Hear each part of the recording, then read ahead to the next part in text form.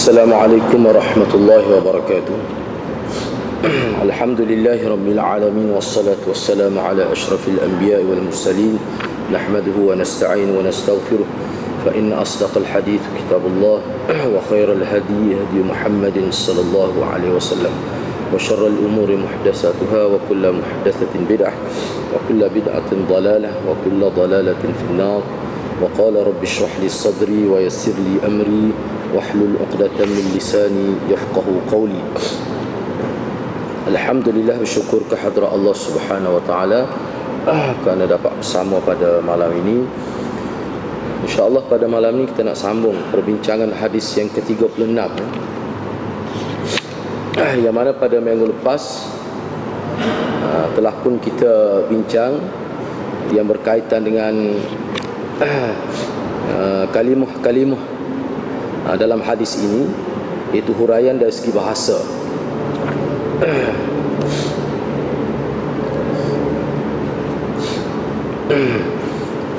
Saya baca sekali lagi matan hadis ini. An Abi Hurairah radhiyallahu anhu, anin Nabi sallallahu alaihi wasallam qala, man naffasa an mu'minin qurbatan min qurabid dunya naffasallahu anhu qurbatan min qurabi yaumil qiyamah, wa man yassara ala mu'sirin yassarallahu alaihi fid dunya wal akhirah, wa man satara musliman satarahu Allah fid dunya wal akhirah, wallahu fi auni al-'abdi ma kana al-'abdu fi auni akhihi, wa man salaka tariqan yaltamisu fihi 'ilma sahhala Allah bihi tariqan ila al-jannah, wa ma ijtama'a qaumun fi baitin min buyutillah yatluna kitaballah wa yatadarasunahu bainahum إلا نزلت عليهم السكينة وغشيتهم الرحمة وحفتهم الملائكة وذكرهم الله في من عنده ومن بطأ في عمله لم يسرع في نسبه. Diriwayatkan daripada Abi Hurairah radhiyallahu anhu, yang diambilnya daripada Nabi sallallahu alaihi wasallam. Kata Nabi bersabda, sesiapa yang menyelesaikan ataupun melepaskan daripada mana-mana orang mukmin satu kesusahan, malapetaka daripada kesusahan-kesusahan dunia, Allah pasti akan menghapuskan, menghilangkan daripadanya kesusahan daripada kesusahan pada hari kiamat. Dan siapa yang mempermudahkan kepada orang yang mu'sir, pada orang yang sedang dalam kesusahan, pasti Allah akan mempermudahkannya di dunia dan akhirat.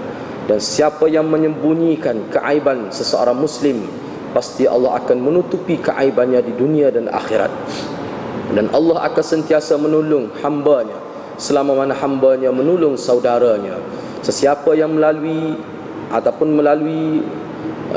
jalan, menempuh jalan untuk mencari ilmu, Allah permudahkannya jalan ke syurga. Mana-mana kumpulan yang berhimpun di rumah, mana-mana rumah Allah, yang mana makna asalnya masjid lah, dalam keadaan mempelajari kitab Allah, membaca kitab Allah dan mempelajarinya, sesama mereka akan turun ke atas mereka as-sakinah, ketenangan, dan mereka akan diselubungi rahmat Allah, dan mereka akan dihampiri wahaffathumul malaikah, dan mereka akan dikelilingi oleh malaikat, mana malaikat bersama mereka. Dan Allah akan sebutkan mereka di sisi orang, di sisi malaikat yang hampir dengannya.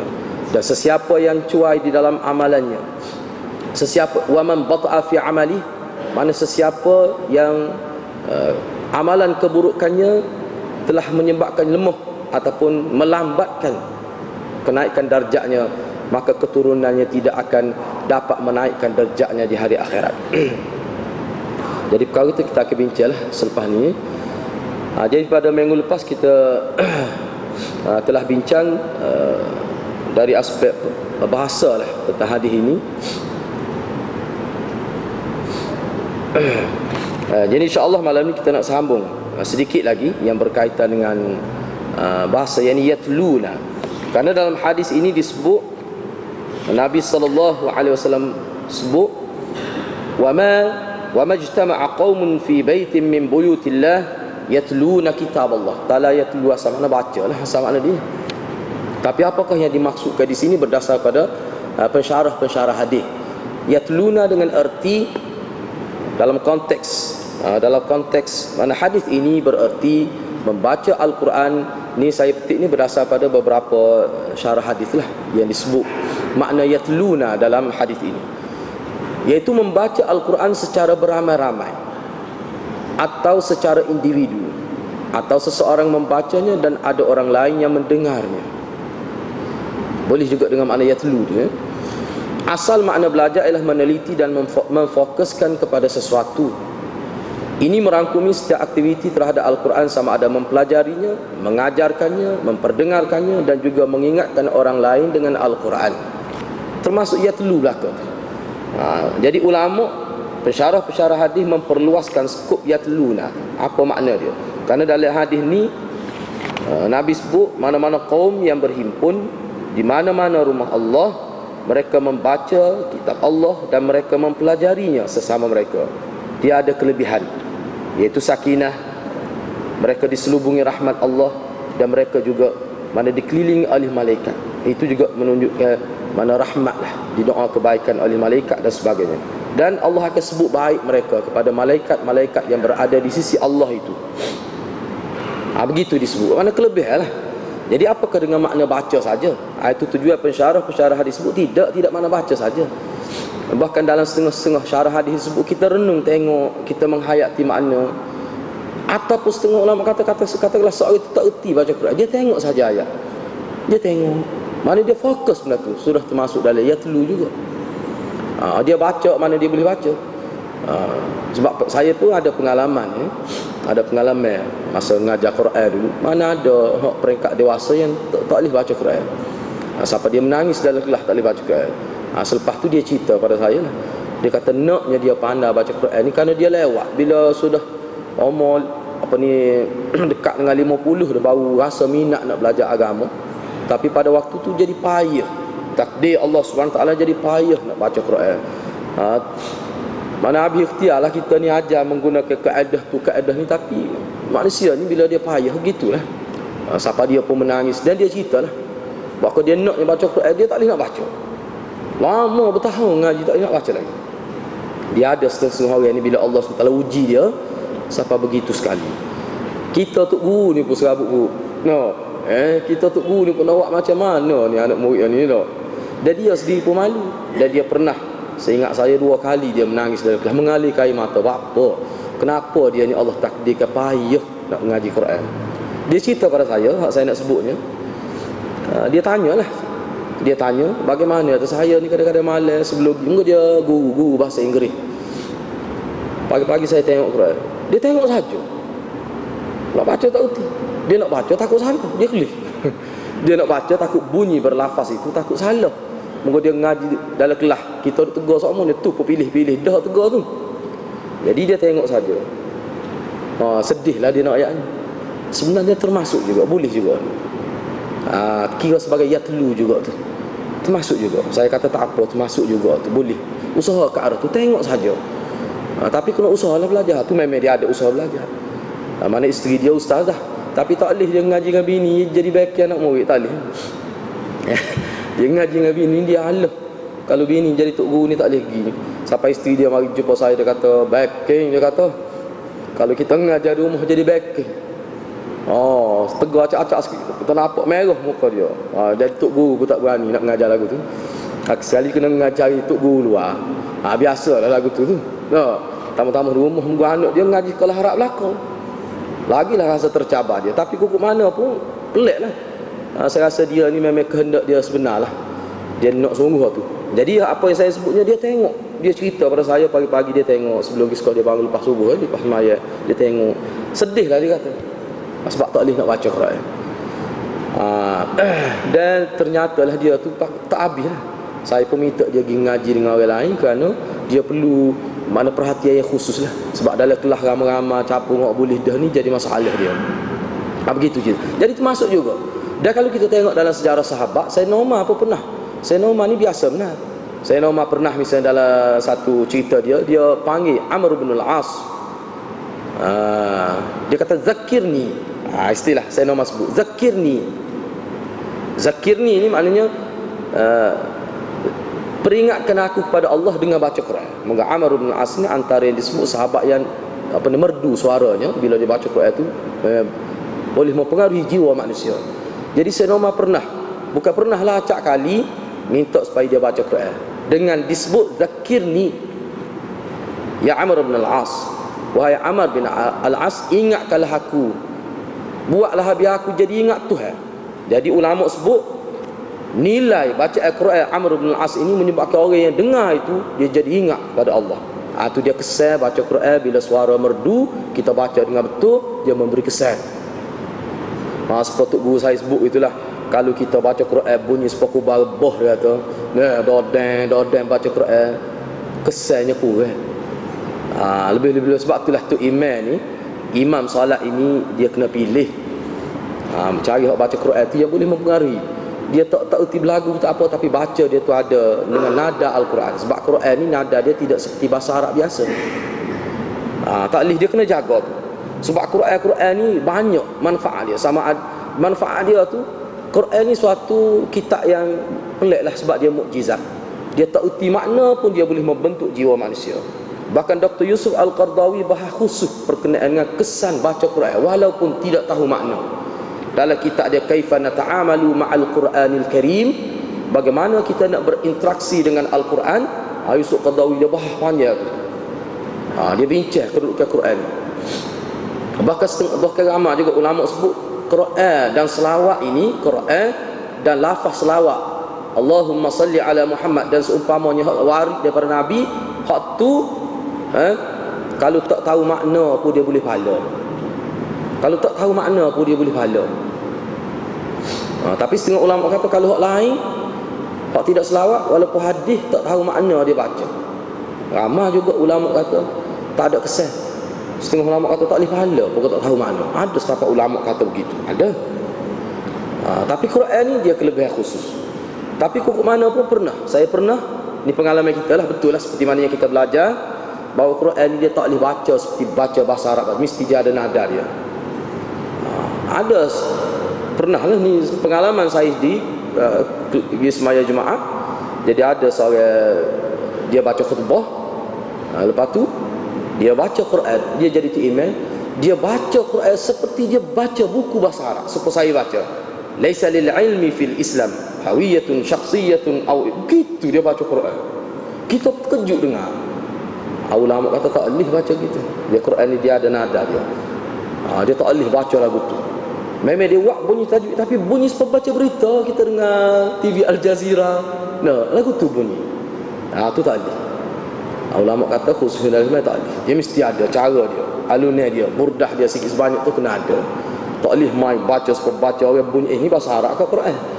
Sebabnya manusia ni, orang Islam yang terbiasa dengan Quran ni, kalau kita baca seperti dia tahu ini bahasa Arab, ini bahasa Quran dia tahu. Jadi nada tu dia tidak sama. Seperti kita baca bismillahnya, Bismillahirrahmanirrahim. Tetapi kalau kita baca Quran Bismillahirrahmanirrahim, dia lain bunyi dia tu. Dia bunyi itu tidak sama. Jadi perkara-perkara gitu di zaman Nabi sallallahu alaihi wasallam ditekankan. Ditekan. Lahinu bilhunil arab, mana baca tu di sampai makhraj dan sebagainya, tajwid dia mesti juga bunyi rentak dan alunan dia tu. Bahkan ada dalam hadis tak boleh kita alunkan bacaan Quran dengan gaya-gaya penyanyi, tak boleh. Misalnya kita ikut rentak Hindustan baca Quran, misalnya tak boleh. Tak boleh, mana tidak diizinkan dalam syarak. Jadi maknanya luah lah, makna yatlu ni luah makna dia. Sama ada kita belajar, kita mengajar, kita baca orang dengar, orang baca kita dengar, semua tu termasuk dalam yatlu, boleh pahala belaka tu. Sebab saya nama bila dia dengar Amr bin As baca sahabat-sahabat lain, beberapa orang lain yang terkenal sebagai sahabat-sahabat yang merdu suaranya, maka perkara itu memberi kesan. Sebab tu saya nama kata zakirni, ingatkanlah aku kepada Allah dengan cara baca Quran. Jadi luahlah makna yatlu. Sebab itu sangat baiklah. Misalnya atas kereta ke, misalnya kita dengar pasal Quran dan sebagainya, dia mengingatkan kita. Bahkan ada mana orang yang ngapa Quran, Dalam perjalanan gitu ya, dia boleh ingat Quran. Dengan cara dia baca, lepas tu dia letak Quran tu. Mula ni mudah kan, kita boleh ambil surah-surah tertentu, ayat tertentu, dia ulas semua tu dalam kereta dan sebagainya, dia boleh membantu ingat. Kira lah kok mana pun, dia akan termasuk dalam ni. Mana kita boleh yatluna ni dalam kereta boleh, mana-mana pun boleh.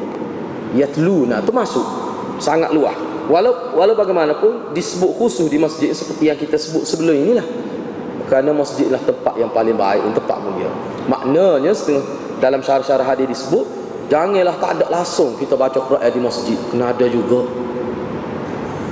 Jangan tak ada langsung baca Quran di rumah saja, langsung di masjid dia tak baca Quran, tak boleh, kena ada juga. Bahkan kena banyak lah tu. Misalnya mari semaya awal ke 5 minit awal paling ke, baca 5 minit Quran sebelum diazankan itu. Itu satu perkara yang dianjurkan berdasar pada hadis ini dan hadis-hadis lain. Biar ada tu. Tapi kena beringatlah, ulama sebutlah bila mari baca Quran di masjid, jangan sampai mengganggu orang lain sedang beribadat. Itu disiplin dia. Kita baca perlahan. Sebab dalam kitab Sibahatul Fikri fil Jahri bidzikri, satu kitab Abdul Hayy Al-Laknawi, orang India. Dia tulis kitab tu bagaimana zikir ni molek derah ke molek secara perlahan. Berlaku khilaf ulama lah. Tetapi kukuk mana pun, walaupun berlaku khilaf mana, sebab kitab tu tebal jugalah. Sibahatul Fikri fil Jahri bidzikri, nama kitab dia, Abdul Hayy Al-Laknawi. Dia bahas panjang. Cuma saya nak sebutnya, bahagi mari yang terima boleh kita berzikir dengan nyaring, dengan kuat. Dia bahas pula kadar kuat tu setara mana. Jangan sampai perekat mengganggu orang. Walaupun rumah kita, jangan sampai perekat mengganggu orang. Bahkan disebut kita baca derah ni pun jangan sampai perekat didengari oleh orang lain, sampai perekat jadi mungkin orang terasa dia ni nak menunjuk ni. Benda-benda gitu dia kena jaga. Hak nak baca derah tu, hak nak berzikir derah. Lepas tu kalau di masjid pula, mana ulama bahas kalau derah pun, derah ni ramai ulama berpendapat derah baca dengan nyaring zikir di masjid ni, mana jangan siapa sah belakang pun dengar, sekadar sah kedua, sah tiga tu. Sah pertama mesti memang dah. Makna gitu. Bukan kata derah ni siapa kau derah sungguh lah. Derah tu mana didengari oleh beberapa sah sahaja. Jadi ulama tidak bincang dengar siapa duduk tepi kalah pun dengar. Cuma lah ni sebab alih kerana kita guna pembesar suara dan sebagainya, mana hal tu lain cerita lah. Kita baca seluruh pun dengar, tapi kukuk mana pun apa tu disebut dalam kitab tu, ni hak yang diterima, hak terima baca derah. Kata begitu. Janganlah kita berzikir menyebabkan terganggu orang sedang solat. Sebab di masjid ni ibadat paling asas ni dia semaya lah. Hak tu paling asas. Baca Quran tu duduk nombor 2. Di masjid ni tempat ibadah paling utama salat. Dalam solat tu ada dah baca Quran. Jadi kalau kita duk zikir, kita duk baca Quran sampai mengganggu orang yang sedang solat, maka hak tu kira melanggar disiplin. Boleh jadi tak boleh pahala, tak kena raya berdosa pula. Kena perhati kiri kanan kita lah bila mari di masjid. Dia ada satu disiplin yang agak ketat, atau kena beringat nak supaya boleh pahala kelebihan. Begitu juga disebut dalam kitab tu juga, kita memperdengarkan bacaan di corong-corong speaker ni, kita kata tak di masjid ni kan. Hak tu pun dia ada hak dia juga. Dia ada hak dia juga. Mana jangan sampai mereka mengganggu orang. Walaupun setengah kata kalau dok tak apa tu, setengah kata mana kalau tak payah tak apa, tapi kalau hak kata boleh pun sekadar itulah. Sampai mengganggu orang tak boleh. Lebih-lebih lagi misalnya waktu subuh dan sebagainya. Sebab ada setengah-setengah masjid tu sampai perekat, mana anak kecil tu umur 2 tahun nak tidur tak boleh. Maka sampai tahap tu budak kecil yang tidak mukallaf sampai terganggu, memang derah sungguh lah. Beberapa putih kapur boleh dengar lagi. Ada di masjid tu sampai perekat tu dalam pekoh mana-mana pun dia kata tak boleh sampai perekat tu. Jadi tak timbul lah isu masalah orang kafir marah ke apa. Dia kalau perlahan ni saya rasa tidak timbul masalah lah. Ya, kalau derah sangat tu timbul masalah. Sebenarnya dalam pekoh pun dibahas. Ini sebagai peringatan lah. Benda baik yang kita nak buat pun kalau tidak tahu cara, dia akan jadi tak molek juga. Jadi ayatnya luah, maknanya yatlu ni luah. Tak semesti kita baca menghayat. Sebabnya asal asal makna belajar, aslud dirasah. Aslud dirasah, asal makna belajar, meneliti dan memfokuskan kepada sesuatu. Misalnya kita baca Quran, kita guna kaset lah dalam Quran, kita dengar, kita amati, hal tu termasuk ia tilu juga, boleh pahala, termasuk dalam hal ni juga. Gitu. Itu dalam huraian hadis disebut gitulah. Asalnya as-sakinah. Dalam hadis ini Nabi sallallahu alaihi wasallam sebut perkataan as-sakinah, yang biasa ini menjadi satu istilah dalam syariat kita, menjadi istilah dalam agama kita. Sakinah, turun sakinah, ketenangan. Apa maksud sakinah ini? Yang biasa diterjemah as-sakinah ini dengan erti ketenangan jiwa. Ibnul Qayyim Al-Jauziyah menyebutkan dalam kitabnya I'lamul Muwaqqi'in. Sebab dia ni sebenarnya Ibnul Qayyim antara orang tasawuf, dia sepatut guru dia lah. Imam Ibn Taymiyah ni seorang tasawuf besar semua. Dia bukan tolak tasawuf, dia bukan tolak tarikat, tetapi dia berjuang menentang tarikat-tarikat dan tasawuf yang tak betul tu. Tapi dia ni dalam kitab-kitab dia kita tengok, dia ni ahli sufi sebenarnya, hidup secara zuhud. Maka apa tak cara belah mana dalam perjuangan di Ibn Taymiyah ni, anak murid dia lah, di Ibnul Qayyim ni, anak murid Ibn Taymiyah ni. Dia ni. Jadi dalam kitab dia bahas ni benda-benda gini. Dari sudut kesufian. Jadi kalau kita baca kitab dia duk tentang, dia duk kata sesat ni puak-puak yang tolak cara hidup Nabi, nak ambil tasawuf, menampilkan satu cara hidup yang berlainan secara total dengan cara hidup Nabi. Ini tasawuf yang tidak boleh diterima. Sebab tasawuf ke tarikat kalau tidak bercanggah dengan tata cara Nabi, maka hak tu diizinkan, boleh. Jadi maknanya kita kena tahulah. Jadi asas ilmu, asas pengamalan kita Quran dengan hadis. Jangan tinggal tu. Kalau tinggal tu dia boleh rosak.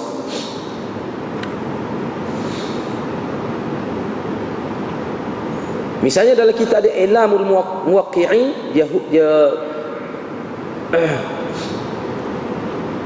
jadi Ibnu Qayyim menyebutkan dalam kitab dia, sakinah ni sebenarnya dia menyentuh tentang jiwa. Bila kata sakinah, dia menyentuh tentang jiwa manusia. Atau kita boleh sebut sebagai perbuatan hati manusia. Sakinah itu, dan dia menjurus kepada tetap pendirian. Kalau kita duduk Allahumma tsabbit qalbi ala dinik, itulah. Kita duduk kan, Allahumma tsabbit, ya Allah teguhkanlah hati-hati kami di atas agama kau. Itu sakinah, mantap jiwa, tidak gundah gulana ditimpa kesusahan dan sebagainya. Ini jiwa sahabat Nabi beginilah, tak using sikit rambut dia. Asal kedudukan sakinah ialah dalam jiwa manusia. Memang asal dia, sebab dia perbuatan hati. Sakinah ini asalnya dalam jiwa manusia. Namun bila sakinah itu subur, membesar dalam jiwa manusia, kesannya akan tampak pada anggota lahir manusia. Tetapi sakinah ni walaupun kedudukan dia, tempat dia hanya dalam hati, tetapi kita boleh nampak kesan daripada sakinah itu pada anggota lahir manusia. Nampak? Sakinah akan mententerangkan jiwa yang keluh kesah dan tidak tetap keputusan. Sakinah ini seterusnya disebutkan lagi. Ini Ibn Qayyim lagi sebut ni, kebaikan atau kesan sakinah adalah dapat menerima secara puas hati. Saya terjemah puas hati makna redha. Tanda seseorang yang ada sakinah dalam hati dia, dalam jiwa dia, dia boleh menerima secara puas hati segala fakta agama dan dapat menurut perintah agama dengan senang hati.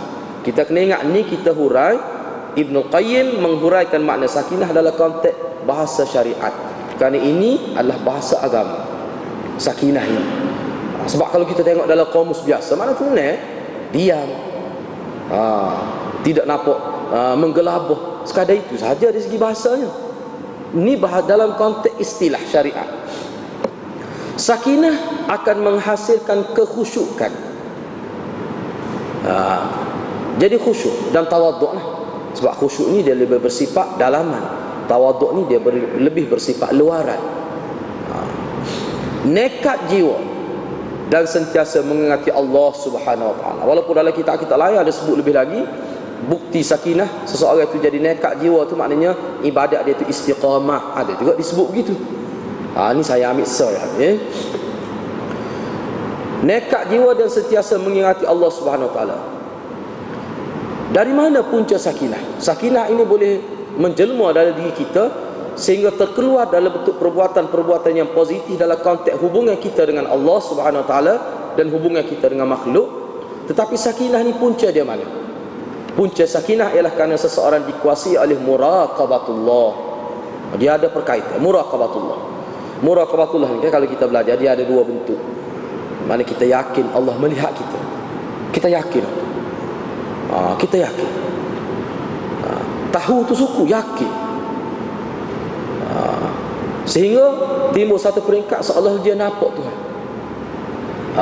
Dia nampak Tuhan. Seolah-olah bukan nampak sungguh. Kalau nampak sungguh rosak. Seolah-olah gitu. Kalau dia tak boleh buat gitu, mana dia yakin Allah melihat dia. Itu muraqabatullah.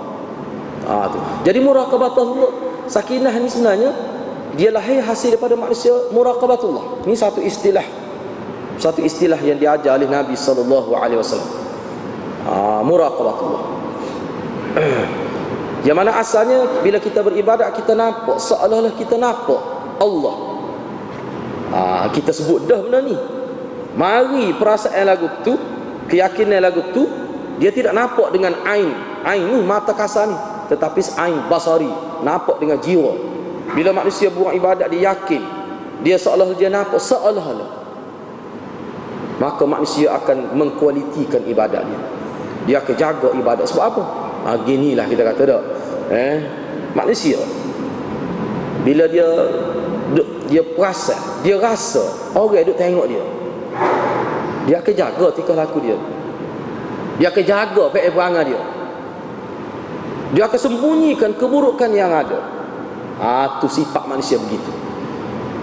Sebab itulah ni manusia faham ni. Sebab tu dia letak ke tepi-tepi jalan di supermarket, dia letak CCTV. Walaupun tak ada orang, manusia dia tengok CCTV tu dia boleh ingat dah.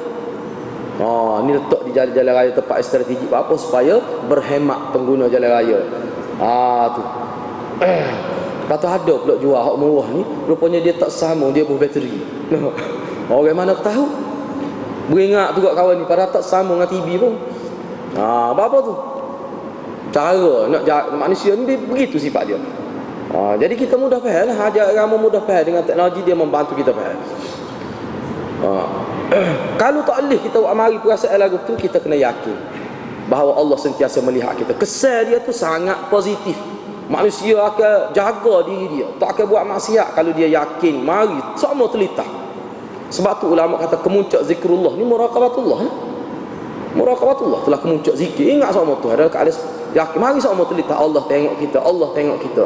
Dan ulama sebut juga dalam konteks ni, sebanyak mana terlitah di benak manusia, di hati manusia, Allah melihat dia, yakin Allah melihat dia, mari sama telitah. Sebanyak itulah manusia dapat pahala. Dan manusia meningkat darjat pun, semakin banyak benda tu lahir dalam jiwa dia, semakin tinggi kedudukan dia di sisi Allah Subhanahu Wa Taala. Yang mana Ibnu Qayyim sebutkan lagi, dan sampai satu peringkat, bila benda ni sentiasa bermain dalam jiwa dia, sampai satu peringkat dia akan terbentuk pula sifat malu kepada Allah. Maqam haya.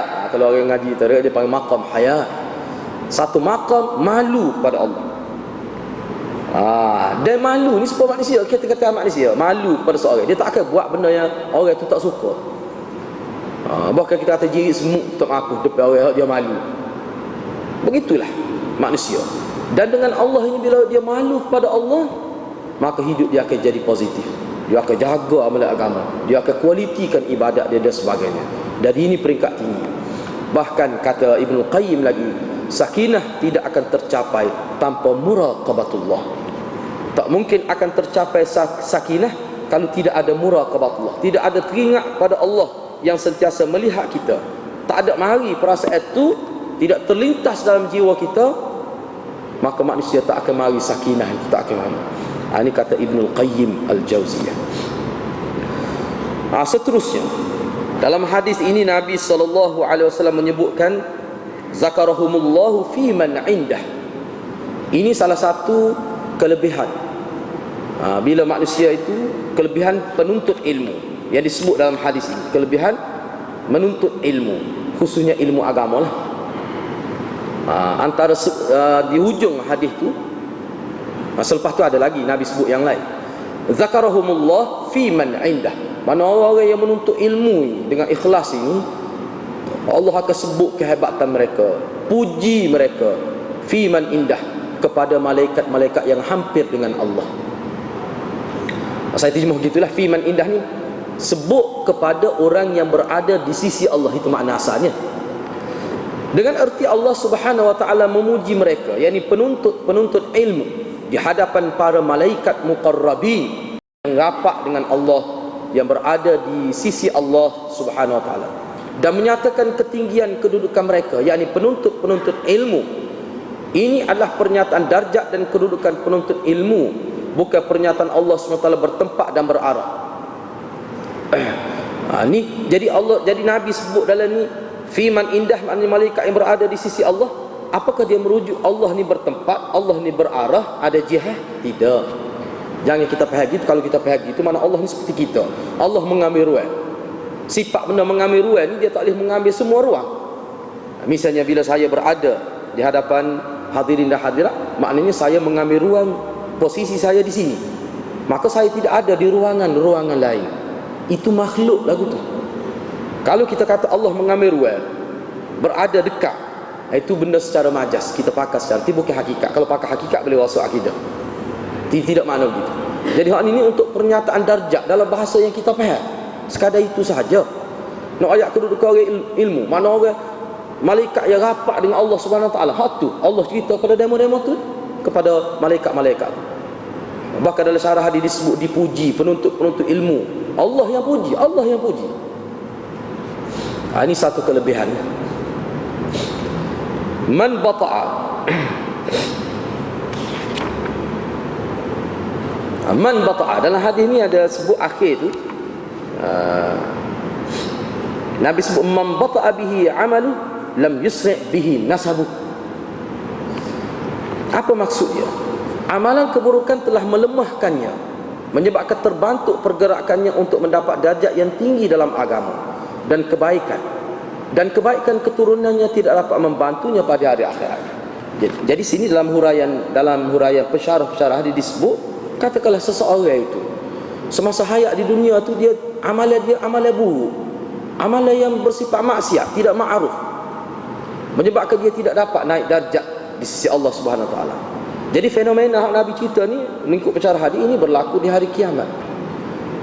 Bila di hari kiamat, bila ditimbang amalan dia, sebab amalan itu amalan buruk, amalan sim maknanya amalan buruk, Nabi kata keturunan dia baik setara mana. Misalnya anak tok guru, anak tok lebah, keturunan dia baik belaka, tapi dia tidak baik. Apakah keturunan dia dapat bantu dia untuk naik darjat di hari akhirat?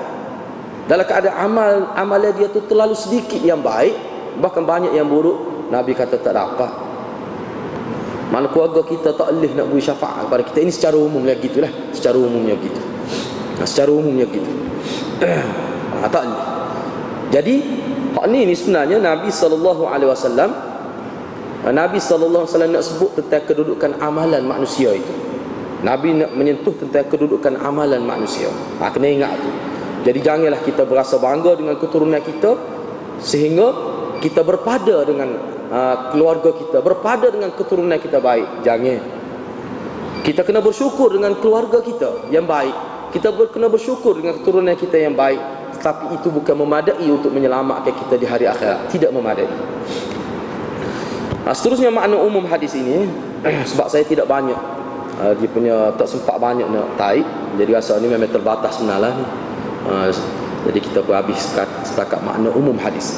Baik, kita nak tengok sentuhan hadis ini secara umum, makna hadis ini secara umum. Melalui hadis ini, para ulama telah menyenaraikan 4 perkara.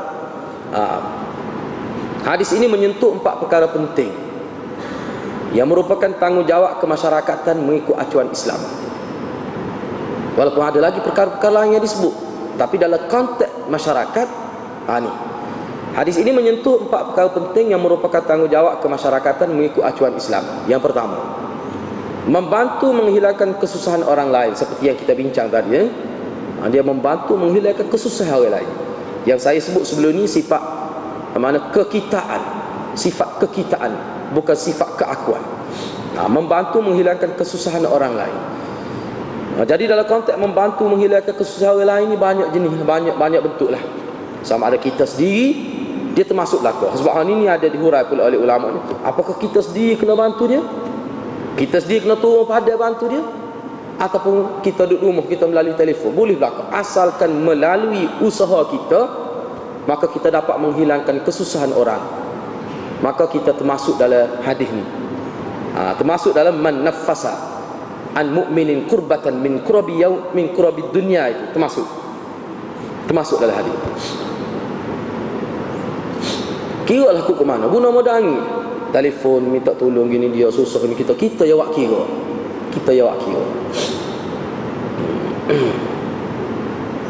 Sebab saya ada seorang sahaja gini, perangai gini. Ingat lagi, siapa kali ni ingat lagi. Pernah saya pergi dengan dia ke satu kampung, dia cerita dia. Pelik orang ni. Kita tengok dia biasa je. Manusia ni kadang Tuhan nak beri kelebihan apa. Lepas tu dia mati takdir. Cerita dia ingat lagi pakai hari. Kecil ya Tuhan dia. Saya ingat lagi. Siapa orang kampung dia memang sebut. Semua orang kampung sebut dia ni budak baik. Tak ngaji agama. Dia pernah pergi jalan ke satu kampung tu lah dengan saya. Kebetulan lagi tu macam mana tak tahu. Singgah sebuah rumah tu. Kawan tu susah lah. Susah sungguh orang tu janda, ada anak ramah, tak ada siapa bantu dia. Susah sungguh, kita pun kelis sedih. Jadi bila balik rumah tu, dia royak saya, dia kata saya tak lena tidur, tak nera tidur, duk teringat kepada keluarga tu, susah. Saya kata gini ya, kalau entah sempat, kalau entah boleh bantu, moleklah bantu dia. Dia kata nak bantu macam mana, kita pun susah, kita pun tak ada duit. Jadi saya kata gini lah, awak fikirlah macam mana pun, cari orang lain, tak apa bantu dia, cuma usaha buat. Dia ni, dia pergi jumpa beberapa hari, dia cakap tu saja. Dia pergi jumpa badak NGO tu, jumpa Tok Ngulu habis. Akhir sekali dibantu lah, mana hasil usaha dia. Ada beberapa badak NGO bantu, bagi duit tiap-tiap bulan, lepas tu urus persekolahan anak ni, dah baiki rumah tu sebanyak, kira-kiranya senang. Dan dibui peluang kerja pada ibu tunggal itu. Katanya lama dah hidup terbiar gitu. Kita tengok rumah pun kita boleh bayar dah. Tu. Tak lama lepas tu meninggal dia. Tapi kalau kita tahu selepas tu, sebab kita telah ada urusan di kampung tu, memang orang puji belaka. Benda-benda gitu. Jadi itu amalan besar tu. Walaupun dia tak boleh bagi, tapi selesai anak persekolahan anak-anak janda tu. Dan janda tu sendiri pun dapat bayar tiap bulan. Dia pergi jumpa lah, pergi jumpa waktu ayat, banyak dia pergi jumpa kan. Sibuklah dia ni.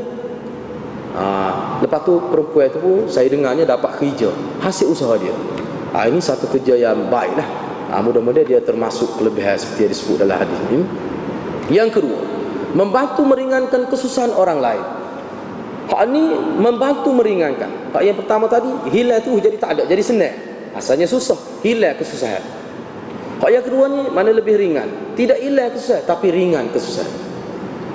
Ada setengah-setengah kesusahan tu payah nak hilang. Tapi kita meringankan. Hak ni luah. Hak ni ulama kata luah, makna meringankan ni luah. Sekali-kali kita memberi semangat pada dia, memberi nasihat pada dia, memberi kaunseling pada dia, apa saja yang kira-kiranya boleh meringankan bebanan jiwa dia. Apa saja. Misalnya dalam hadis Nabi, banyak Nabi sebut bila jumpa orang sakit, jangan sebut benda-benda yang tidak menyenangkan dia. Ini termasuklah meringankan beban dia. Bahkan kita pergi saja, setengah-setengah orang bila kalau sayang kita sakit, kita pergi ziarah dia, dia rasa tenang. Kalau sakit-sakit sedikit pun, sebelum ni tak kecek pun jadi kecek, jadi lega kita kata. Dengan kita ziarah dia, termasuk juga ni. Jadi ringan bebanan dia. Sebab sakit-sakit ni suatu bebanan. Apa sajalah. Kalau ni luah lah, hadirat boleh kias sendiri lah. Bagaimana bentuk meringankan bebanan, tanggungan, kesusahan orang lain itu. Ini tanggungjawab dalam kemasyarakatan. Yang ketiga, tidak mendedahkan dan tidak menyebarkan keaiban orang lain. Sama ada kita tidak mendedahkan, dan kalau benda itu sudah terdedah, kita tidak sebarkan supaya lebih luas terdedah itu. Itu maksudnya. Yang keempat, mengamalkan budaya bantu-membantu dalam semua aspek, sama ada kebendaan dan sokongan moral. Boleh jadi bantuan kita dalam bentuk kebendaan, boleh jadi bantuan kita dalam bentuk sokongan moral yang tidak berbentuk kebendaan. Kita beri sokongan moral. Sokongnya, beri kata-kata semangat pada dia gini. Kita nak bantu dia belajar. Dari segi keuangan tak mampu, kita nasihat dia belajar kena ikhlas gini. Kita sebut hadis-hadis Nabi pada dia, jaga molek, ingat pada ibu bapa, sentiasa doa pada ibu bapa. Sebab ulama kata orang belajar ni, kalau dia doa pada ibu bapa, itu satu kelebihan khusus. Bahkan dalam mana-mana kitab, orang penuntut mesti semasa dia belajar dia memperbanyakkan doa pada ibu bapa. Dia ada kesan pada belajar dia tu. Lepas tu dalam kitab-kitab tarbiyah disebut. Jadi ulama sebut gitu tu, ulama faham lah tu hubungnya kita dengan ibu bapa. Siapa membantu kita jadi mudah berkat belajar dan sebagainya. Kena ingat. Jadi 4 perkara tersebut boleh dicapai melalui 2 cara. Ini secara umum lah, lepas tu kita bincang semula dalam bab kesimpulan dan pedoman kita bincang semula. Jadi 4 perkara tersebut tadi, kita sebut tadi 4 perkara tadi, membantu menghilangkan kesusahan, membantu meringankan kesusahan, tidak mendedah dan menyebarkan keaiban orang, dan mengamal kebudayaan, wa ta'awanu 'alal birri wat taqwa tu. 4 perkara tu boleh dicapai melalui 2 cara. Yang pertama, seseorang itu untuk supaya dia boleh buat menjadi ringan, tercapai 4 perkara dia boleh buat. Pertama sekali, dia mesti menyedari, memahami kewajipan persaudaraan dalam Islam dan menginsafi fenomena hari kiamat. Dia faham hubungan kita sama Islam lagu mana dalam konteks agama, dia faham tu. Jadi nak faham ni mesti mengaji kat lahir lah, dengar Quran, dengar hadis huraya dan sebagainya. Dia faham bagaimana fenomena hari kiamat. Ni antara ni Nabi sebut fenomena hari kiamat. Maknanya hari kiamat ni fenomena dia susah. Hari kiamat ni susah. Itu fenomena dia. Hari kiamat ni adalah hari kesusahan. Susah hari kiamat ni. Dan hari yang mengaibkan. Kalau kita tengok dalam hadis pun, manusia keluar daripada rekahan-rekahan bumi itu. Yauma yakunun nasu kal farashil mabthuth dalam suratul Qari'ah itu. Tubik tu tak apa pakai ya. Dengan rambut panjang, huduh.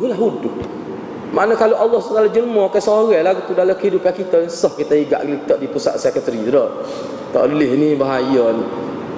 Kukunya Allah mana kembali pada yang asal, rambut panjang, tidak berpakaian. Sampai isteri Nabi Aisyah pernah tanya, malulah lagu tu. Sampai isteri Nabi pernah tanya Nabi, malulah lagu tu bila kita lah ni tutup aurat, nak jaga tiba-tiba hari akhirat, terdedah semuanya. Bahkan Nabi pun kira-kiranya gitu juga. Dan disebut dalam hadis, Nabi lah orang yang mula-mula Allah berikan pakaian pada hari selepas fenomena hari akhirat itu. Kiamat tu suku, lepas tu hari akhirat. Jadi kenapa hal tu?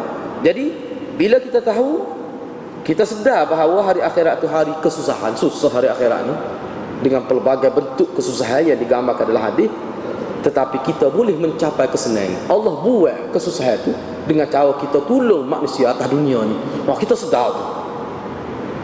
Benda tu menjadi momentum untuk kita tolong orang lain. Menjadi momentum untuk kita tolong orang lain. Yang kedua, memahami bahawa balasan adalah mengikut jenis amalan. Kita tahu tu. Dia ada satu kaedah dia panggil al-jaza' bi jinsil amal. Ini satu kaedah umum. Balasan yang Allah beri ini berdasarkan kepada amalan kita. Kita tolong orang, Allah tolong kita.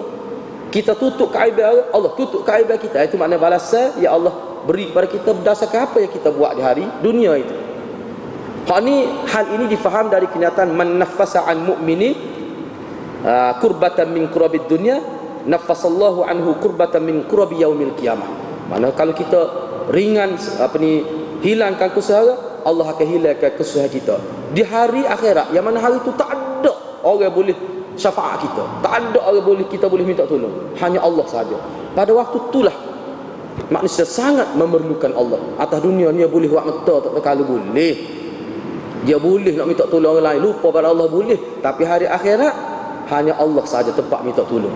Tiba-tiba pada hari itu Allah tolong kita. Sebab apa? Kerana kita tolong orang dengan ikhlas di hari akhirat. Maknanya balasan itu serupa. Bahkan walaupun nampak serupa, sebenarnya tidak serupa.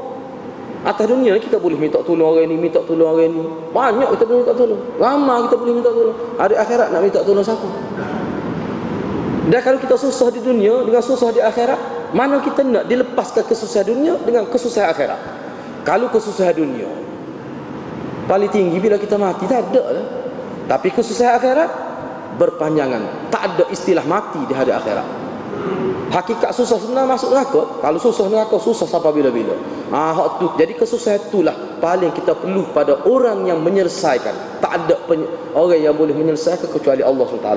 Jadi benda-benda gini bermain dalam minda seseorang itu. Dia memberi kesan yang sangat positif pada seseorang itu. Jadi ulama kata dua perkara ni kita kena hayati. Cuma disebutlah dari segi hurainya, ulama sebut kalau kita baca dalam kitab-kitab tarbiyah, pendidikan jiwa, banyak kitab-kitab begitu ulama tulis. Dia kata benda ni dia mari secara sembrono gitu ke tidak. Dua ni nak boleh mari ni dia perlu latihan. Latihan ke dia amal. Setiap kali dia buat, setiap tulang dia fikir tak boleh, kita ni dia saudara Islam, kita latih gitu. Sehingga dia menjadi satu jibilah, jadi adat, tabiat, kebiasaan kita. Gitu maksudnya. Berikutnya selain daripada perkara itu, ni saya nak sebut secara umum, lepas ni kita bincang dalam konteks lain. Berikutnya Nabi SAW menyentuh pula berkenaan aktiviti menuntut ilmu di akhir ni. Nabi sebut aktiviti menuntut ilmu, man salaka tariqan yaltamisu fihi ilma ila akhiril hadis ini. Berkumpul membaca Al-Quran dan mempelajarinya, dan dikaitkan khusus aktiviti ini dilakukan di masjid seperti yang kita bincang.